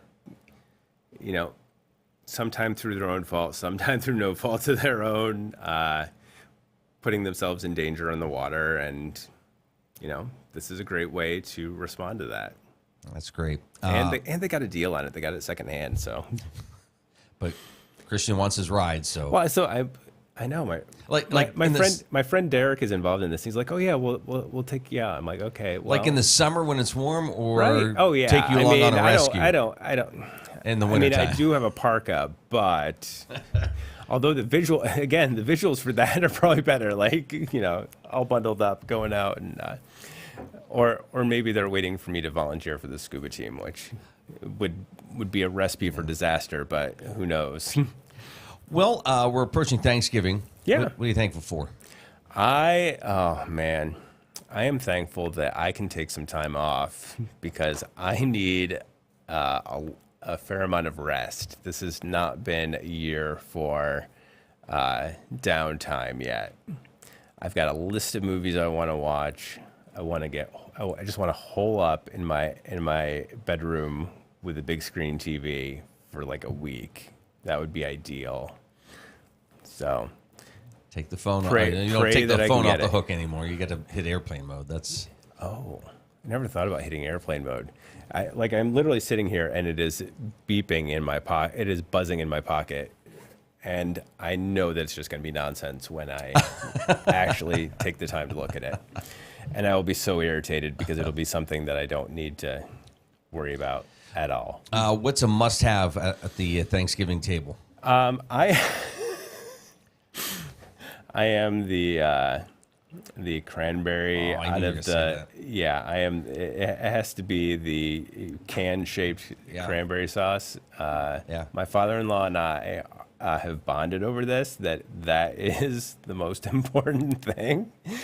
We actually did a Friendsgiving a couple weeks ago, and so I've already had my fill for this season. Now, if somebody shows up to Thanksgiving and they have the fancy cranberry, I will not turn my nose up. I'll have that on Thanksgiving. I can't say anything because when it comes to scalloped potatoes and ham, I am a canned ham. Oh man, the gelatin style ham. I have to have that. That is what would cause me to turn my nose up. So everybody's got their thing, weird little thing, and that is we have cranberries too, but only from the can. Yeah, only because my mother-in-law eats it. I think she's almost the only one. Yeah, she and I are like and it's. I think it's the least expensive item on the menu. We're there were complaints in my office about the $1.99 a pound turkey this year. The turkey prices are insane. So I hope everybody's already got their bird. Working on it. Yeah. Good to see you this morning. Nice to see you too. Have a great Thanksgiving. You too. All right, and all the best.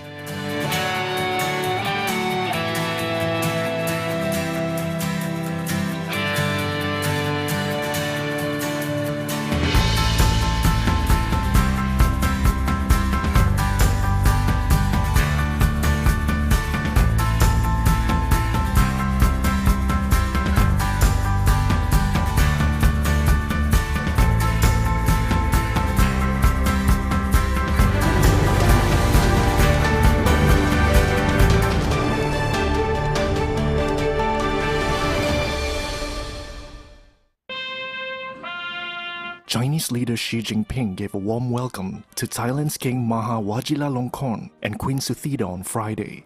It's the first visit by a Thai king to China in 50 years, since the two countries started diplomatic ties. Beijing used the event to show itself as a friendly neighbor and a reliable economic partner. Chinese media highlighted this visit, along with one earlier this week by Spain's King Felipe VI and Queen Letizia, as proof of good relations. It contrasts with the economic worries caused by US President Donald Trump's big tariff increases this year. Thailand once saw China as a threat during the Cold War, when it was closely allied with the US against communism. The Thai king, then crown prince, visited China once in 1987 at his father's request. His father never went, despite invitations. Since the Cold War ended, ties have grown strong through trade and investment. China is Thailand's top source of tourists and a major investor in areas like car manufacturing. Last year, Thailand bought $80 billion in goods from China. It follows Trump's stop at the ASEAN summit 2 weeks ago, where his main role was signing a peace deal between Thailand and Cambodia. Meanwhile, China announced plans to strengthen its free trade deal with ASEAN.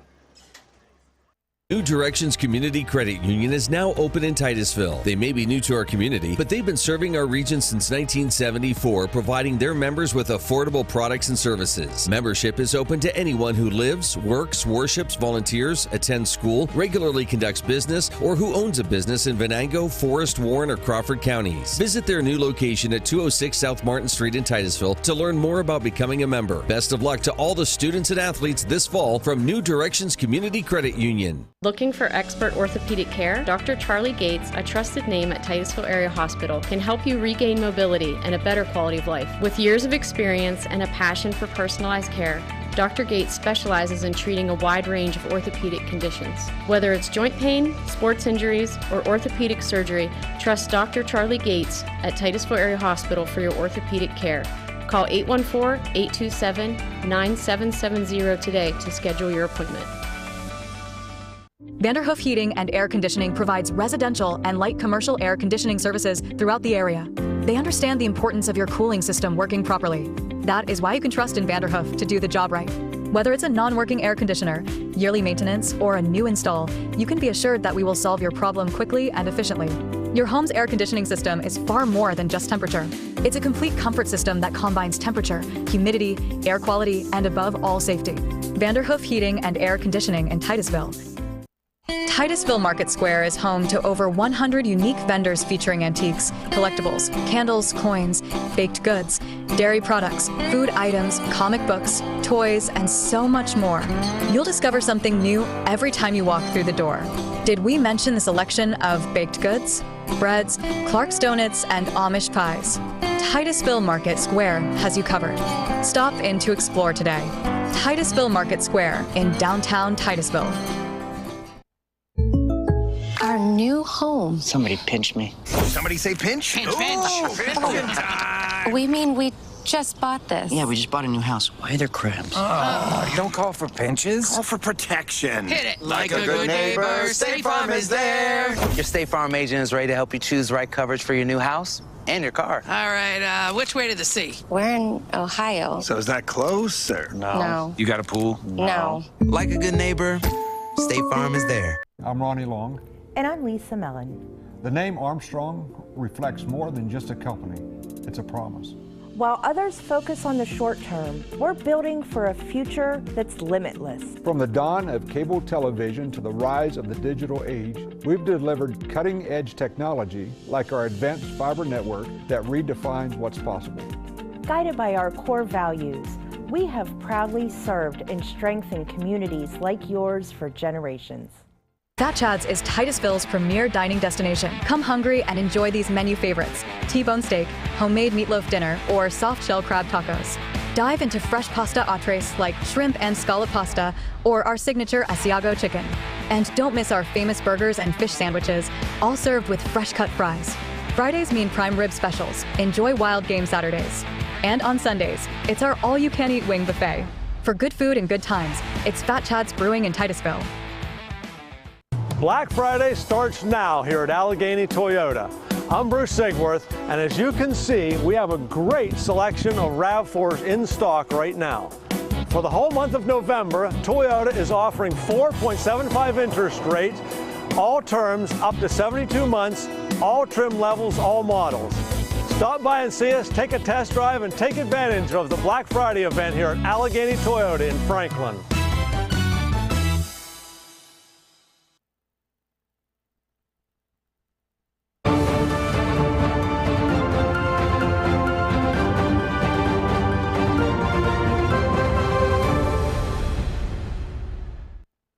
Wall Street ended sharply lower Thursday, with the Dow and S&P 500 falling about 1 2/3% each, and the Nasdaq dropping about 2.25%. Nvidia and other AI heavyweights suffered steep losses as investors scaled back expectations for interest rate cuts from the Federal Reserve due to inflation worries and divisions among central bankers about the U.S. economy's health. A growing number of Fed policymakers in recent days have signaled hesitation about further rate reductions, citing worries about inflation and signs of relative stability in the labor market after 2 cuts this year. Sean O'Hara, president of Pacer ETFs, says he views the market decline as a temporary setback. We're getting close to the end of the year. Perhaps we're seeing a little bit of profit taking take place. So I'm not overly concerned. I think the overall fundamentals are still solid. I think earnings growth is good. I think we'll get another Fed cut. And as we go into next year, we'll probably get more. I think, when people file their taxes based on this year, based on what's happened, I think we'll have somewhat of a stimulus package there because, people will get refunds and so there'll be more money coming into equities. Other stocks on the move included Walt Disney, which lost nearly 8% after the media giant signaled it was preparing for a potentially prolonged fight with YouTube TV over distribution of its cable channels. And shares of Cisco Systems rose more than 4.5% after the company raised its full-year profit and revenue forecasts, betting on demand for its networking equipment.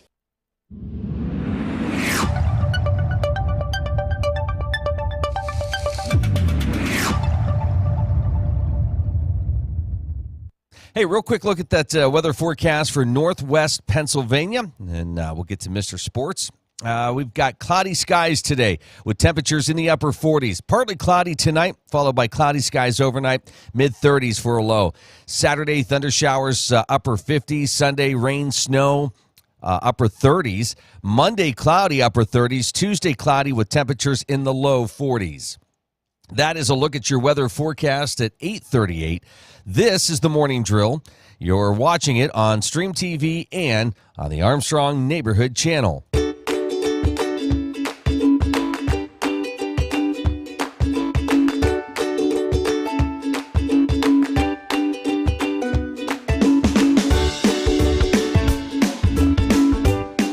Well, this morning we welcome Mr. Sports, Bruce Peterson, to the program. Bruce, good morning. Good to see you this morning.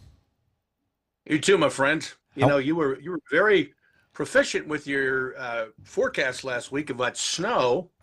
We had record snow in the nation earlier in the week. I think with 12 inches. A dubious award, I might say. That's right. And we got it all, right? We got it all. Hey, one thing we weren't very good at predicting was the Steelers' outcome. It's funny. I didn't think that Penn State had a chance against Indiana, and I thought that Pittsburgh would have their way with the Chargers. Well, shows you what I know. I mean, Penn State almost beat Indiana, almost. Yeah. And the Steelers got whatever you want to call it. But they should have been leading 14-0 at the end of the first quarter. They should have. And the defense was playing well. And then they just kept shooting themselves in the foot, making mistakes, penalties, drop passes. I mean, you name it, they did it. And then by the end of the first half, it was over. They just lost their mojo, and the Chargers had their way with them. Well, that's where, momentum can play a role, Bruce. As you said, if the Steelers could have picked up a touchdown or two early in the first half, maybe that kind of builds from there, but that didn't happen. Absolutely. If they would have scored the 2 touchdowns they should have scored in the first quarter, they might have won the game. But like I said, when you shoot yourself in the foot, and players, they're feeling it. Oh man, we didn't. Yeah. Oh, we didn't get. Oh, after a while you go, I don't know if we're going to win this game. Yeah. And when you start thinking that way, you're not going to win it. Well, Steelers weren't the only ones to struggle. I mean, the Bills looked horrendous as well. And I don't know, is it coming off? Both the Steelers and the Bills had tough games the prior week where they played their hearts out. And not that they would have come into a game not prepared, but I don't, and I'm not making excuses for either of them. But it has an impact. How many times have we seen a team play, a really good team, have a great game, and then the following week really have a stinker? Yeah, exactly.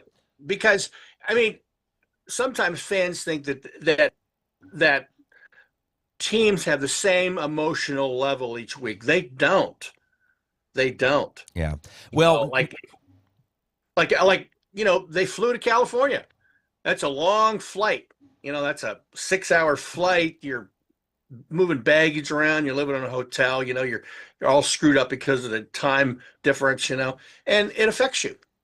And I can't tell you how many times I've seen the Steelers go to the West Coast and just get gobsmacked. I remember one time, in fact, Jerome Bettis was a rookie playing for the Rams. And they went out there and they were the top of the world. And the Rams just slaughtered them. Jerome Bettis ran all over. In fact, that's the reason they traded for him. So, yeah, those long trips can be difficult for teams, no doubt. The problem now is we're in that back half of the season. This is where play starts to really matter. And I mean, they had a 5-2 lead. Now they're 5-4 with game ahead of Baltimore. Yeah, but they can make up some. They can make up some game today by beating, or this weekend by beating Cincinnati, and I think they will. We'll talk about it later on in the show. But let's talk about Penn State. Okay. I said, Indiana's going to come in, number 2 team in the country, and they're just going to walk all over Penn State. Penn State was leading with 1:51 left. Now that quarterback, he's a Heisman. He's going to be the Heisman guy. He can be the Heisman. He just passed them right down the field, and with seconds on the clock, that wide receiver makes an incredible catch. I mean, wow. You want to talk about big-time play. And that's why, that's what a big-time player does. Yeah. In the heat of the game, when you need somebody to make plays to win a game, those kind of players do it. And boy, that guy is good. Well, he is good. I'll tell you the other thing too, Bruce. I've talked to Penn State fans who were just like, you can't take anything away from that catch, that kid. It was an amazing play. And, if you're going to lose, at least that's a way to go out.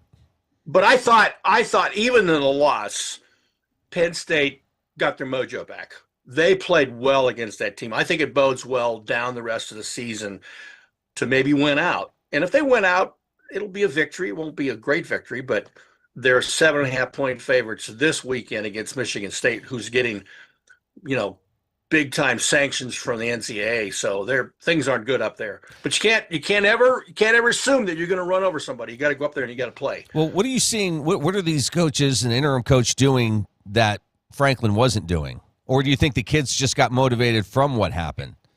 Well, I think they've simplified the game. I think they've simplified the game. I think they're focusing on what they can do well. Let's focus on what we can do well. Terry Smith is a very practical kind of coach. He's going to look at this team and say, okay, this is what we can do well, so that's what we're going to do. All right? Don't try to be fancy. Don't try to, namby-slamby. Just if you can do something well, do it. Is he at least starting people having the conversation of maybe he should be considered? I have no idea. I'm not hearing anything. Okay. I personally don't think he will, but you never know. I mean, you got to look at who's out there. Their list of coaches comes out every week, so you don't really know. Well, once Brian Daboll was let go by the Giants, his name started popping up. I don't think he's going to be the one. I think it's going to be a younger guy. I think it's going to be a guy in their late 30s, early 40s. I don't think they want to bring in some old fossil like me, you know. Hey, you've had a lot of conversations this past year about teams joining the Big Ten or the SEC. How about teams potentially leaving? There's a story this morning. I don't know if you saw this. 2 big schools have reportedly considered leaving the Big Ten Conference. They've gone through a number of changes over the past decade. The conference added the University of Nebraska in 2011 and others throughout the years, but the league is reportedly considering investment from private equity. The Big Ten Conference would essentially be selling off part of the new corporate enterprise to an outside investor. According to reports, the deal would be for a 20-year, $2.4 billion investment from the California Pension Fund. But 2 schools are very much opposed to it. Michigan and USC. According to reports, the Wolverines and Trojans are so opposed to the private equity deal that they're considering the nuclear option of leaving the conference. I had not heard that, but you know, good for them. Good for them. Because I agree. This private equity firms investing, I don't get into this. This is not good. All you're doing is bringing in all this money, and they're going to get their pound of flesh. These equity firms are going to get their pound of flesh, and I don't want them having say over how my conference is being run. I just don't. I don't think it's a good thing at all. And I don't blame USC and Michigan for doing that. I don't. Good for them. But that goes into the larger conversation again of, you know, now this money's out in the open, what you're paying kids and what you're doing. What the boosters are going to have to do to recruit top players if you want to be a top school. Money is the king right now. Well, it has been, but now it's more open. That you have to, I think, they're looking at stuff like this. Well, but understand this, Luke. If you invest all this money into the Big Ten, what are you going to want in return? You're not going to just invest this money because you're a nice guy. You're going to want return in your investment. That's the point. What's that return going to be?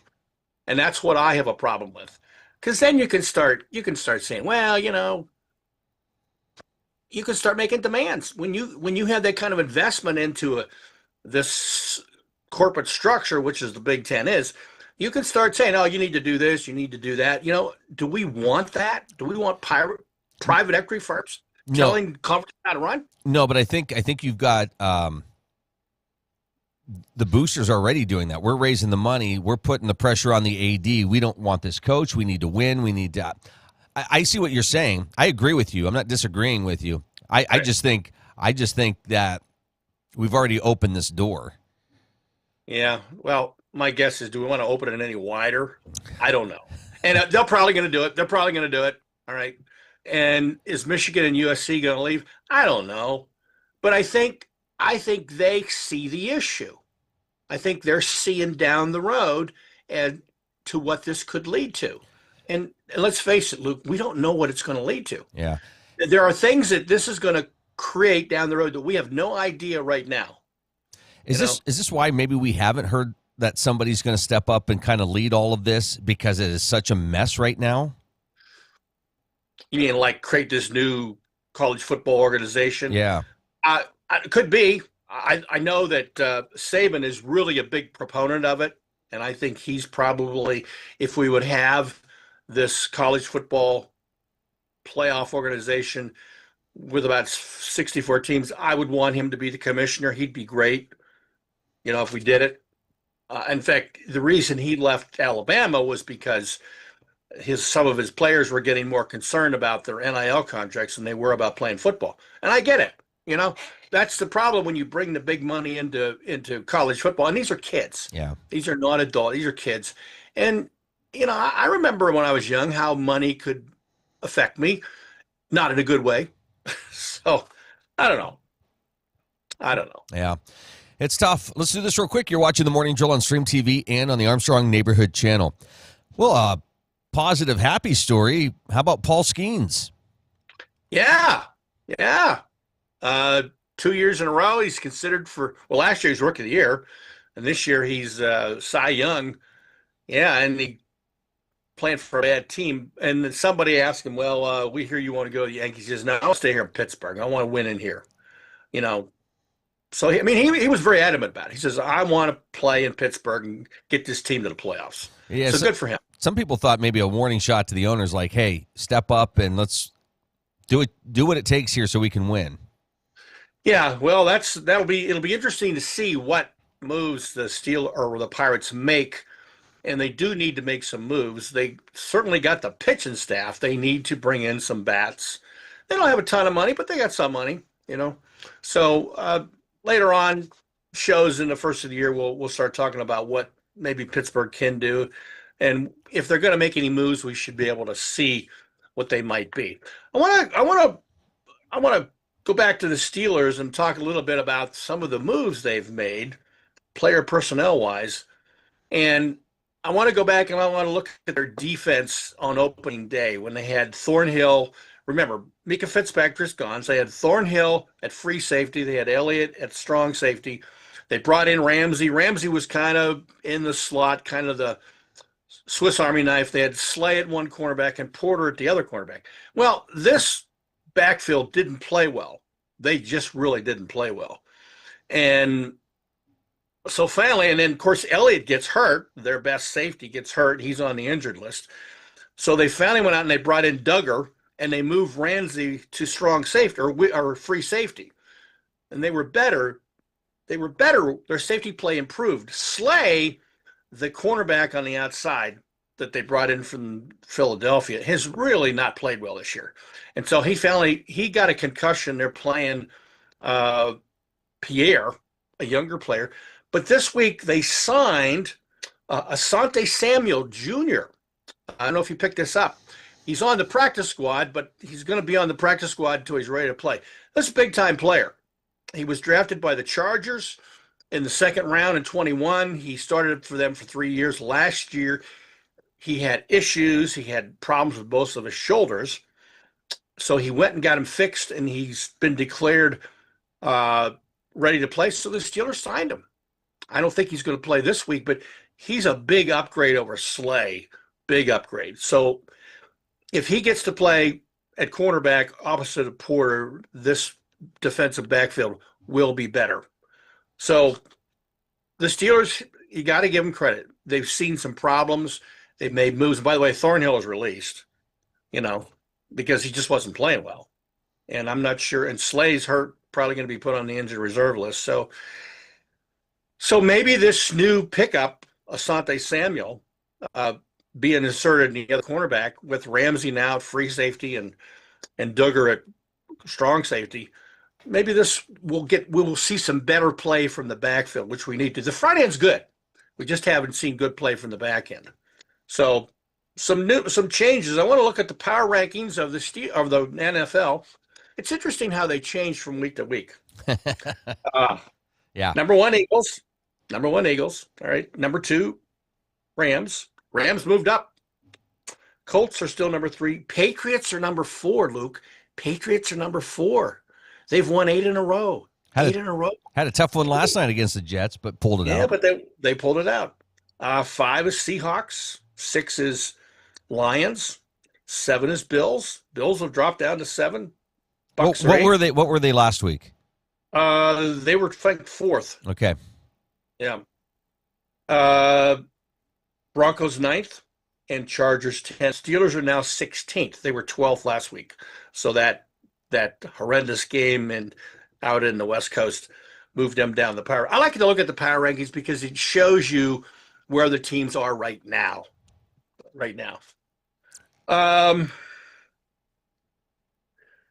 Penguins are 9-5-3, are in 3rd place in the Metro Division with 21 points with a +9 points differential. 4 of their next 5 games will be at home. They've had a couple losses recently, so they've dropped down a little bit. But they've got a lot of injuries. That's part of the problem now. They got a lot of people out. Raquel, a lot of people out. So they really need to get healthy again. Long term, or should be back soon? Raquel's out 6 weeks. He's one of their top 6 wingers. That hurts. He's a big-time scorer. Those guys are hard to replace. So they're going to have to be better defensively, which they are a pretty good defensive team, but we'll see. Okay. We'll see. Want to talk a little bit about let's go over some college football games. These are some ones that I think they're kind of interesting. Number 9, Notre Dame's at number 22, Pittsburgh. Pittsburgh is ranked this year. Yeah. Yeah, they're ranked. They're, I think, 7-2. Good for them. Notre Dame's 12.5-point favorites. They'll probably win that one, but I like to see that Pittsburgh's in the conversation now. Yeah. They've had a good year. So's the quarterback there. Yes. It always helps to have a quarterback. Always helps to have a quarterback.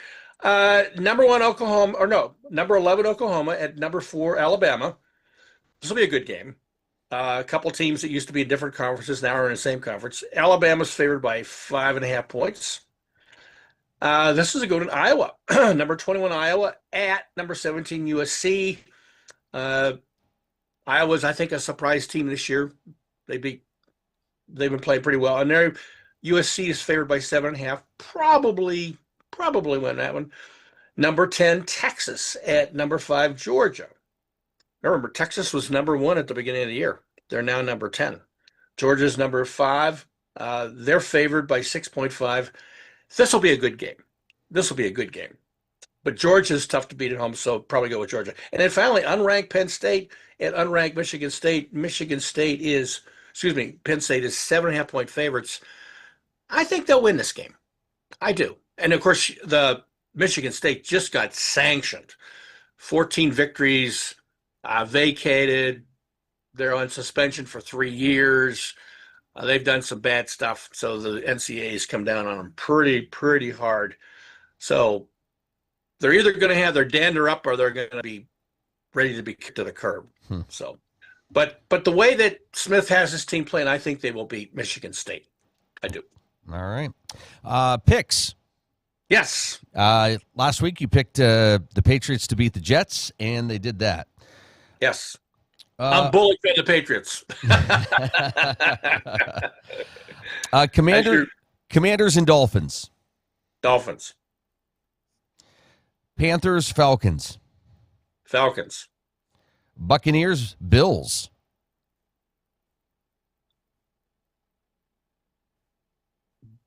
Bills. Chargers, Jaguars. Chargers. Bears, Vikings. Vikings. A little bit of homecoming there, right? Yeah, exactly. Packers, Giants.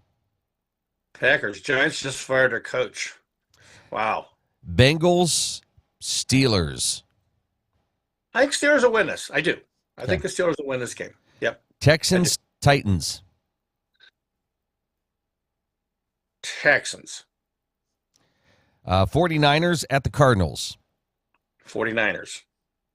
Seahawks at the Rams. Rams. Should be a good game. Yep. Ravens and Browns. Ravens.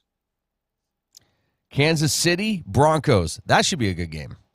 Broncos. Kansas City's favored. I'm going with the Broncos. Okay. Lions, Eagles. Another good game. Yeah, I really vacillated on this one. They're at home in Philadelphia, so I think the Eagles will win this one. But this is another one of those games you want to watch. This is going to be a really good game. Monday night, Cowboys and Raiders. Yeah, I think Cowboys will win that one. But you never know about the Cowboys. That's right. They're one of the teams that's hard to get a feel on. I think Indianapolis and New Orleans have a bye. Yeah.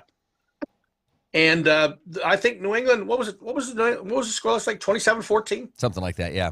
Yeah, and they won going away. And Patriots won going away. I'm bullish on that team. I think they could be